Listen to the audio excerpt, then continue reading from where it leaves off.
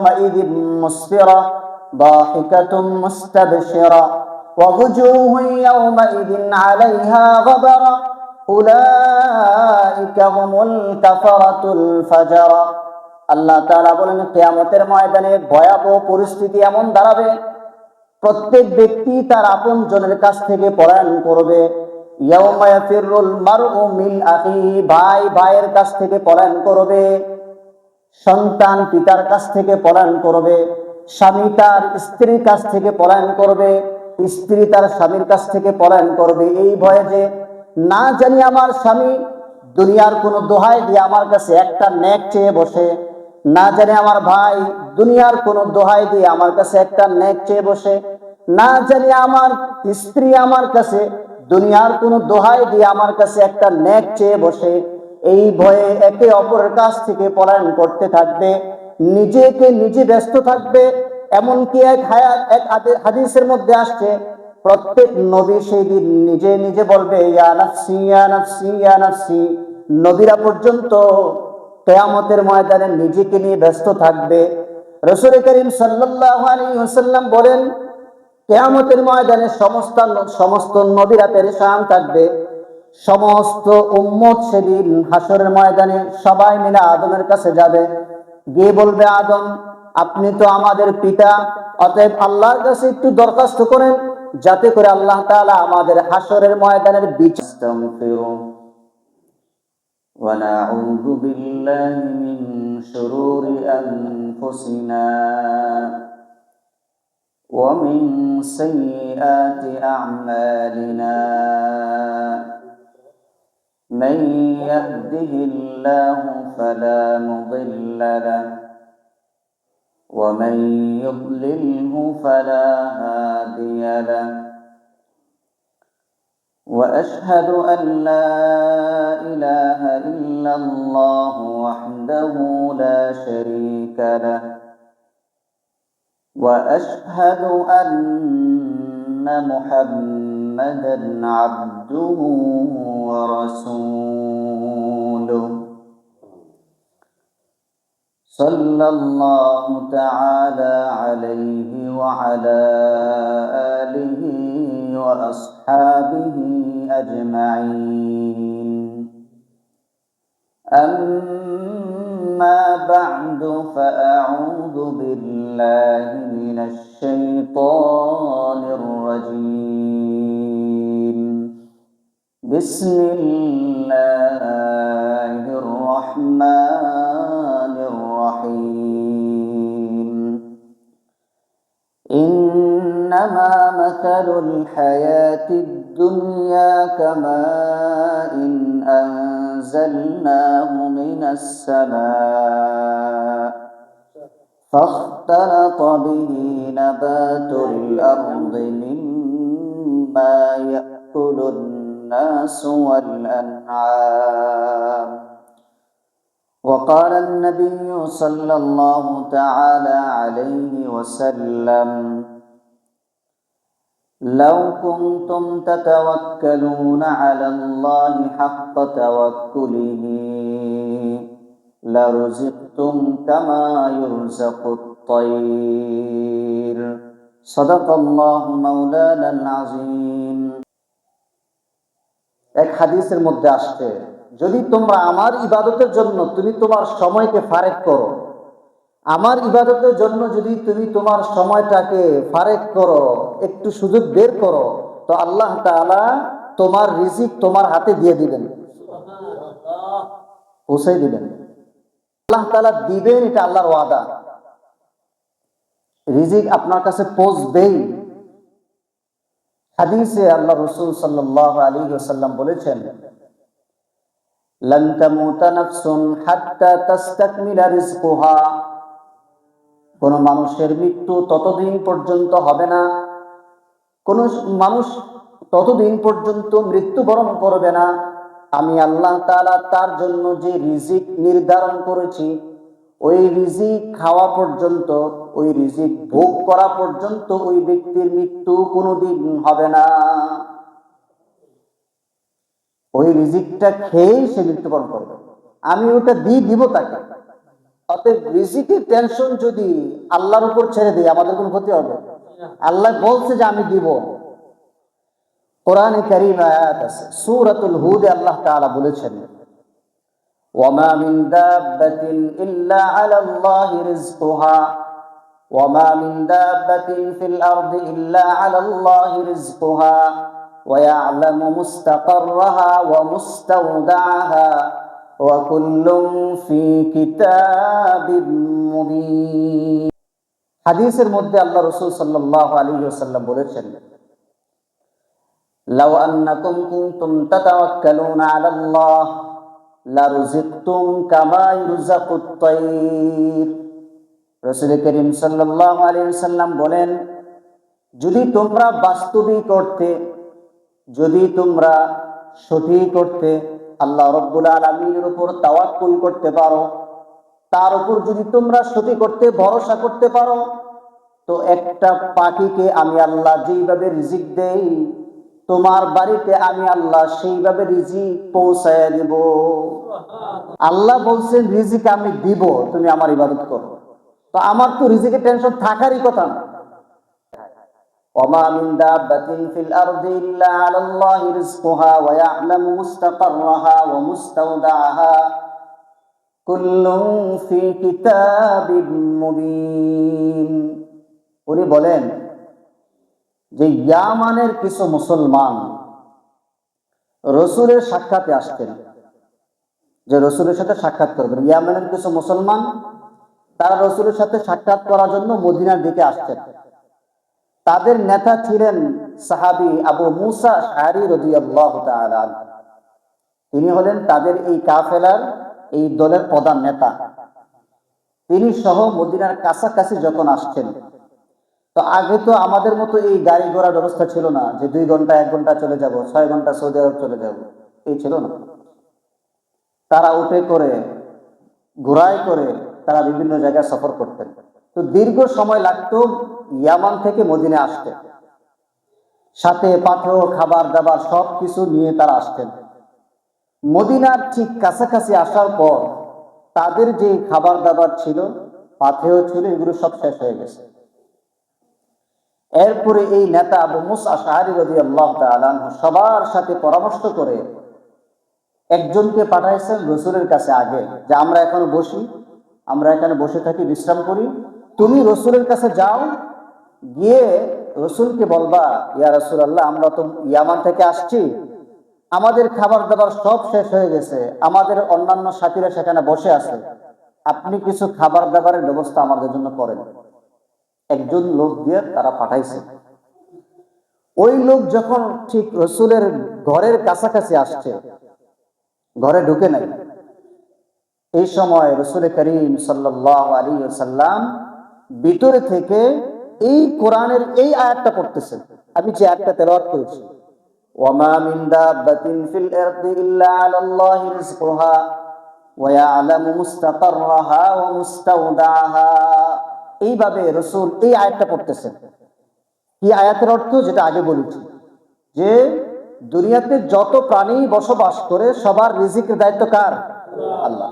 এই আয়াতটা রাসূল পড়তেছে, আর বাহির থেকে ওই সাহাবী যে রাসূলের কাছে আসছে খাবারের জন্য, ব্যবস্থার জন্য, তিনি শুনছেন এই আয়াতটা।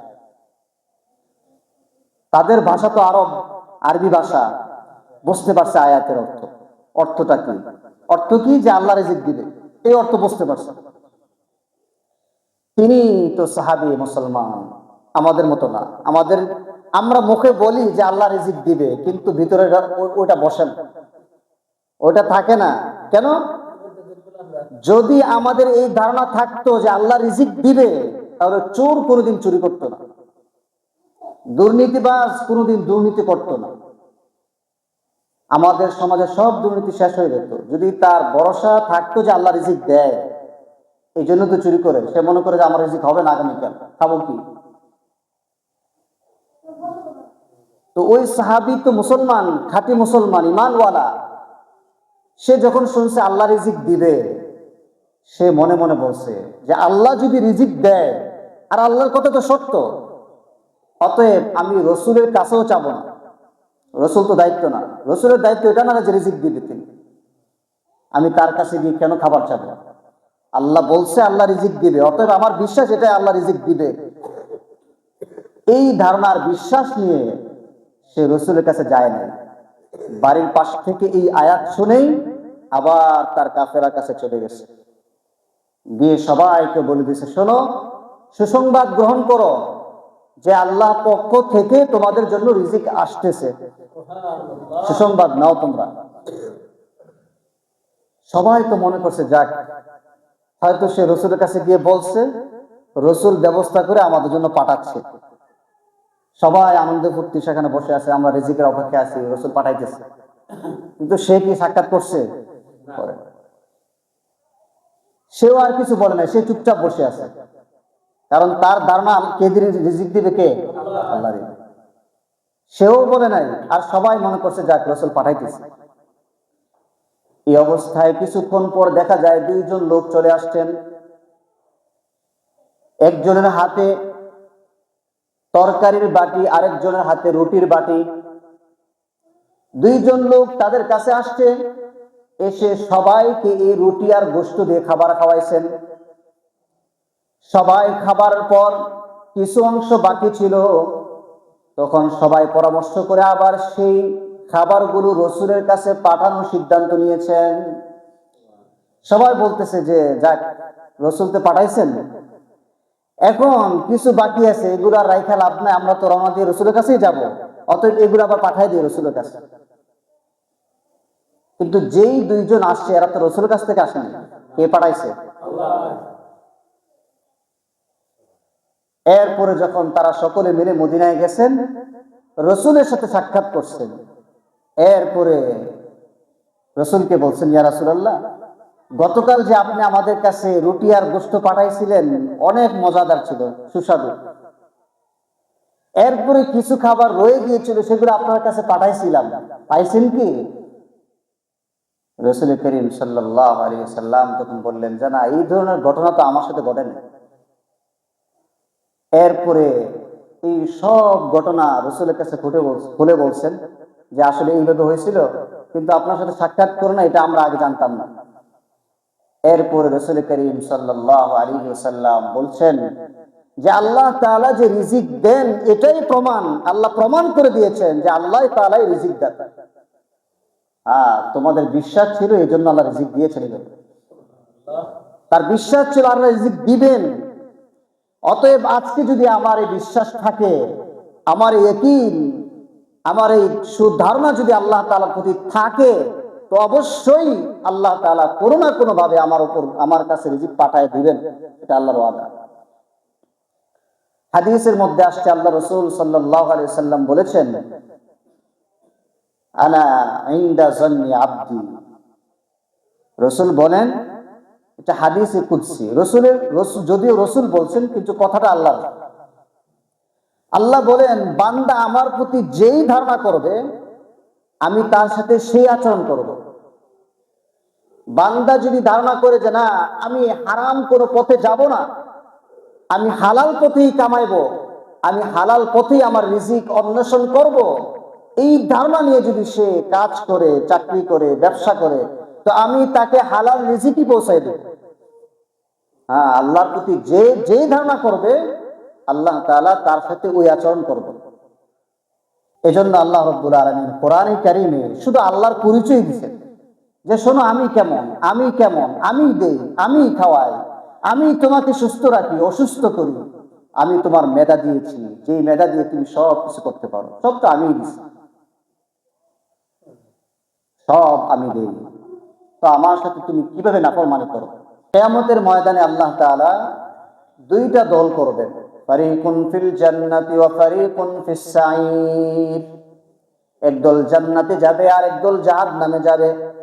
ওয়াল ওয়াজনু ইয়াওমাইযিনিল হাক্কু ফামান তাকুলাত মাওয়াজিনুহু ফাউলাইকা হুমুল মুফলিহুন ওয়া মান খাফফাত মাওয়াজিনুহু ফাউলাইকা আল্লাযীনা খাসিরু আনফুসাহুম ওয়া যাল্লা আনহুম মা কানু ইফতারুন। আল্লাহ তাআলা বলেন যে তোমাদের প্রত্যেকটা আমলের, কাজের ওজন সেদিন হবে। যার নেকের পাল্লা ভারী হবে সে সফল কাম হবে, আর যার বদের পাল্লা ভারী হবে সে নাকাম হবে, সে জাহান্নামে যাবে। আল্লাহ তাআলা বলছেন এক আয়াতের মধ্যে, ইয়াউমা ইয়াফিরুল মারউ মিন আখিহি ওয়া উম্মিহি ওয়া আবিহি ওয়া সাহিবাতিহি ওয়া বানিহি লিকুল্লি ইমরিইন মিনহুম ইয়াউমা ইযিন শা'নুন ইউগনিহি ওয়াজুহুন ইয়াউমা ইযিন মুসফিরা দাহিকাতুন মুস্তাবশিরা ওয়া ওয়াজুহুন ইয়াউমা ইযিন 'আলাইহা গাবারা উলাইকা হুমুল কাফারাতুল ফাজারা। আল্লাহ তাআলা বলেন, কিয়ামতের ময়দানে ভয়াবহ পরিস্থিতি এমন দাঁড়াবে, প্রত্যেক ব্যক্তি তার আপন জনের কাছ থেকে পলায়ন করবে। ইয়াউমা ইয়াফিরুল মারউ মিন আখিহি, ভাই ভাইয়ের কাছ থেকে পলায়ন করবে, সন্তান পিতার কাছ থেকে পলায়ন করবে, স্বামী তার স্ত্রীর কাছ থেকে পলায়ন করবে, স্ত্রী তার স্বামীর কাছ থেকে পলায়ন করবে, এই ভয়ে যে না জানি আমার স্বামী দুনিয়ার কোনো দোহাই দিয়ে আমার কাছে একটা নেক চেয়ে বসে, না জানি আমার ভাই দুনিয়ার কোনো দোহাই দিয়ে আমার কাছে একটা নেক চেয়ে বসে, না জানি আমার স্ত্রী আমার কাছে দুনিয়ার কোনো দোহাই দিয়ে আমার কাছে একটা নেক চেয়ে বসে। এই ভয়ে একে অপরের কাছ থেকে পলায়ন করতে থাকবে, নিজেকে নিজে ব্যস্ত থাকবে। এমনকি এক হাদিসের মধ্যে আসছে, প্রত্যেক নবী সেই দিন নিজে নিজে বলবে, ইয়া নাফসি ইয়া নাফসি ইয়া নাফসি। নবীরা পর্যন্ত কিয়ামতের ময়দানে নিজেকে নিয়ে ব্যস্ত থাকবে। রাসূল করিম সাল্লাল্লাহু আলাইহি ওয়াসাল্লাম বলেন, কিয়ামতের ময়দানে সমস্ত নবীরা পেরেশান থাকবে। সমস্ত উম্মত সেদিন হাসরের ময়দানে সবাই মিলে আদমের কাছে যাবে, গিয়ে বলবে, আদম আপনি তো আমাদের পিতা, অতএব আল্লাহর কাছে একটু দরখাস্ত করেন যাতে করে আল্লাহ তাআলা আমাদের হাসরের ময়দানের বিচারের ব্যবস্থা করে দেন। তখন আদম আলাইহিস সালাম বলবেন, না, আজকে আমার কোনো ক্ষমতা নাই, অতএব তোমরা পরবর্তী নবী হযরত নূহের কাছে যাও। সবাই মিলে হযরত নূহ আলাইহিস সালামের কাছে যাবেন। নূহ আলাইহিস সালামের কাছে একই দরখাস্ত করবেন। হযরত নূহ বলবেন, আজকে আমার কোনো ক্ষমতা নাই। এইভাবে হযরত ইব্রাহিম, হযরত সালেহ, হযরত মূসা আলাইহিস সালাম, হযরত ঈসা আলাইহিস সালাম সমস্ত নবীদের কাছে ওই কিয়ামতের ময়দানে হাসরবাসী সবাই মিলে দরখাস্ত করবে, আল্লাহ তাআলা যেন আমাদের বিচার কার্য সমাধান করে দেন। সর্বশেষ নবী হযরত ঈসা আলাইহিস সালাম জানায় দিবেন যে তোমরা একজন নবীর কাছে যাও যার নাম হলো মুহাম্মাদুর রাসূলুল্লাহ। সবাই মিলে মুহাম্মদ রাসূলুল্লাহ সাল্লাল্লাহু আলাইহি সাল্লামের কাছে যাবে, গিয়ে বলবে, হে আমাদের নবী, আপনি আল্লাহর কাছে একটু দরখাস্ত করেন যাতে করে আল্লাহ তাআলা আমাদের বিচার কার্য সমাধান করে দেন। তখন আমাদের নবী, বিশ্ব নবী, শ্রেষ্ঠ নবী মুহাম্মদুর রাসূলুল্লাহ সাল্লাল্লাহু আলাইহি সাল্লাম বলবেন, হ্যাঁ। সাথে সাথে আল্লাহর রাসূল সিজদায় পড়ে যাবেন, সিজদায় পড়ে কান্না করতে থাকবেন, ইয়া উম্মতি, আল্লাহ আমার উম্মতের আজকে কি হবে? তখন আল্লাহ তাআলা বলবেন, ইরফা রাসাক, নবী আপনি আপনার মাথা উঠান, আজকে আপনি যার ব্যাপারে সুপারিশ করবেন আমি তার ব্যাপারেই আপনার সুপারিশ কবুল করব। তাহলে এত বড় একজন নবী আমরা পেয়েছি, এত রহমতওয়ালা, দয়াওয়ালা, সেই নবী মহাব্বত আমার অন্তরে যদি থাকে তাহলে আমি নামাজ ছাড়তে পারি। সেই নবীর মহাব্বত আর ভালোবাসা যদি আমার ভিতরে থাকে, আমি কোনোদিন নবীর একটা সুন্নত ছাড়তে পারি না। নবীর একটা সুন্নত আমি অমান্য করতে পারি না, দাঁড়িয়ে রাখা নবীর সুন্নত, এটা আমি ছাড়তে পারি না যদি আমি নবীর মহাব্বত থাকে। আপনি হাজার বললে আমি মানবো না যে আপনার ভিতরে নবীর মহাব্বত আছে। আপনি যদি মাইকিং করেন, আপনি যদি লিফলেটও লাগান যে আমার ভিতরে তো মহাব্বত আছে, আমি বিশ্বাস করবো না। কেন? রাসূলের সুন্নত আপনার ভিতরে নাই, আমার ভিতরে নাই। অতএব মুহতারাম হাজিরিন, সবকিছুর ব্যবস্থা আল্লাহ তাআলাই করবেন। আল্লাহ তাআলাই আমাদেরকে সৃষ্টি করেছেন, অতএব সে আল্লাহর বিধান অনুযায়ী আমি আমার জীবনকে পরিচালনা করব।